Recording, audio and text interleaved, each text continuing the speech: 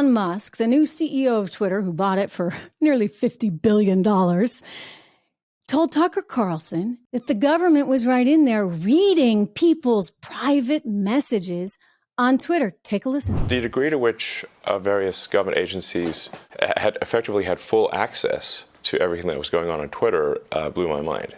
I was not aware of that. Would that include people's DMs? Yes. So remember that. Be careful.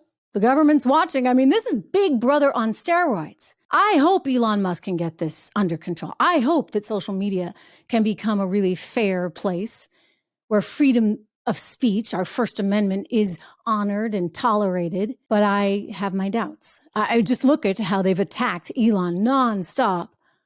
He is persona non grata. You have Matt Taibbi, who got access, don't forget, the journalist. By the way, he was always liberal, historically liberal. The liberal journalist who got access to the Twitter files, he had the IRS showing up on his doorstep the day he was set to testify before Congress. What's going on? Meanwhile, Lena Khan over at the Federal Trade Commission, the FTC, has launched an investigation into Twitter and wants to know every single journalist that got access to those Twitter files and to those government emails. Apparently, it was one big party. Matt Taibbi says it this way. He said that the Treasury was in there. The State Department was in there. Health and Human Services was in there. The CDC was in there. Like, it was everyone in there. Bring me everyone.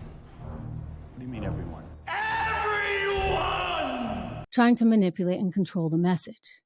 That's a scary thought because this is one slippery slope. And increasingly, we seem as though we are no better than China. And at a time when common sense would say, you know what, you were born a boy, you were born a girl, therefore you are a boy or a girl, and no, a man can't get pregnant. Common sense would say that.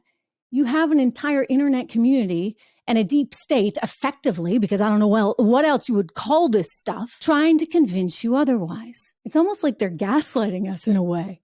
Nope. You have to use the term they or she, even though she is a he. Give me a break. And you know what? This stuff comes with consequences. It comes with consequences because kids are affected. They're online. Amazingly, you can be online at 6 or 7 or 8 or 4. You can't drink until you're 21. You can't drive a car till you're 16. You can't vote till you're 18, but you can be consuming all of this stuff with algorithms that try and convince you really ought to be what you're not. And you know who pays the price for that? The kids themselves and the society itself. Ron DeSantis, he's made his position clear. Donald Trump has made his position clear. He said, look, if I'm president, we're not going to allow these operations, period. Many people, myself included, believe this is a form of child abuse. And yet they're allowed to do these things. They're allowed to do these things to young men and young women.